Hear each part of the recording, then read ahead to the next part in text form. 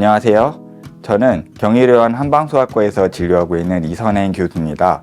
저는 경련, 마비 등을 보이는 소아 내신경계 질환과 잦은 감기, 식욕부진 등의 증상이 특징인 허약 증상을 보이는 아이들을 주로 진료하고 있습니다.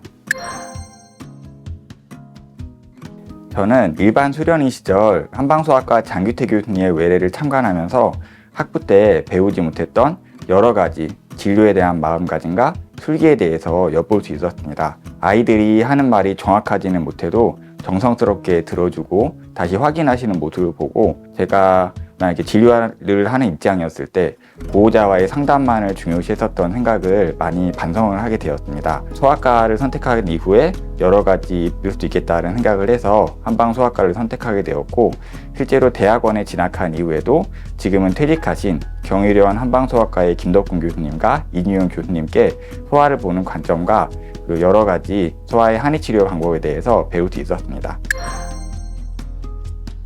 저는 요즘 뇌전증의 한의치료에 대해서 연구를 기획하고 준비를 하고 있습니다. 뇌전증은 뇌에서 과흥분이 일어나서 여러 가지 감각 증상이나 운동 증상 등을 보이는 그런 질환군들을 얘기를 하는데요. 실제로 이제 항경련제들이 여러 가지 발달을 하게 되고 복합치료가 개발이 되면서 70% 정도의 환자들이 신경과에 내원을 해서 약을 먹고 증상을 발작을 조절을 하게 됩니다. 하지만 나머지 30% 정도는 2가지 이상의 항경련제를 복합 투여를 해도 발작이 잘 조절되지 않는 약물 난치성 뇌전증으로 진단을 받게 됩니다. 약물 난치성 뇌전증의 치료를 하기 위해서는 신경이 전달되는 이온 통로를 차단을 하거나 신경염증을 억제를 하거나 신경 전달 물질을 조절하거나 신경을 보호하는 등 여러 가지 다중 병리들을 건드려야 하는데요.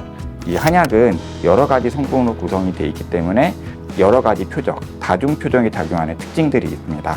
약물 난치성 뇌전증을 보이는 환자들 중에 일부라도 한의 치료를 통해서 발작이 조절되게 되면 인지 기능이 떨어진다든지 발달이 늦어진다든지 뇌 손상이 온다든지 정신과적 질환 그리고 사회 부적응 이런 후유증들을 예방을 할 수 있을 걸로 생각이 됩니다.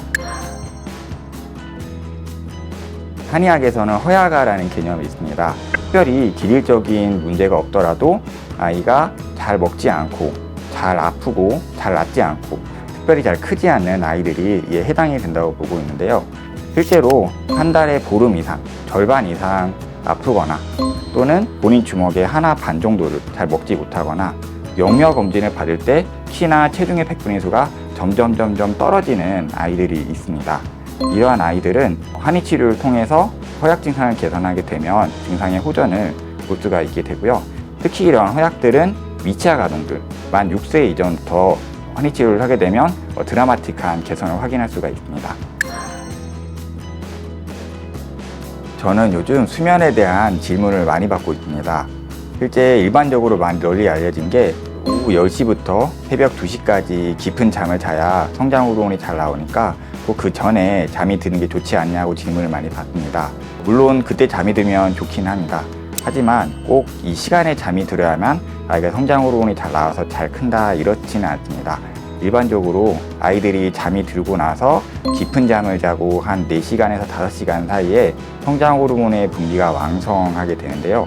실제로 오후 10시쯤 잠이 들면 새벽 2시까지 많이 나오게 되고 12시에 잠이 들면 새벽 4시까지 호르몬의 분비가 많아지게 됩니다. 늦게 자는 시간은 아이들마다 굉장히 개인차가 커서 정확하게 꼭 몇 시 이전에 자야 된다 이런 건 없습니다. 보통 아이들이 아침에 일어날 때 많이 힘들어하는 경우에는 수면 시간이 부족해서 잠이 드는 시간을 좀 당겨야 한다고 보시면 되고, 아이가 아침에 잘 일어나고 잘 때까지 잘 지치지 않고 일상생활을 잘 영위를 한다면 충분히 잔다고 보시면 되겠습니다. 얼마 전에 지금 고등학생인 남자아이가 발작이 잤다고 내원을 했습니다. 근데 이 아이는 좀 특이한 게 발작이 일어나기 전에 속이 꽉 막히는 느낌이 들게 되고 그렇게 되면 어김없이 쓰러지게 된다고 얘기를 하더라고요. 이 얘기를 들어보면서 동의보감에는 아이들이 식체가 오게 되면은 이때 기운순환이 잘 되지 않아서 발작이 일어난다 이런 얘기를 식간으로 표현을 했습니다.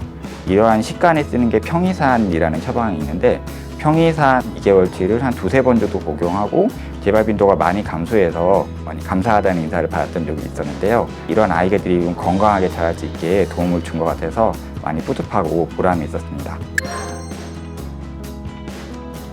소아의 한의 치료에 대해서 꾸준히 연구하고 그 결과를 진료 임상에 적용을 해서 경희의료원 한방소아과를 방문하는 모든 어린이들이 몸과 마음이 건강하고 바르게 자랄 수 있도록 도와주는 한의사가 되고 싶습니다.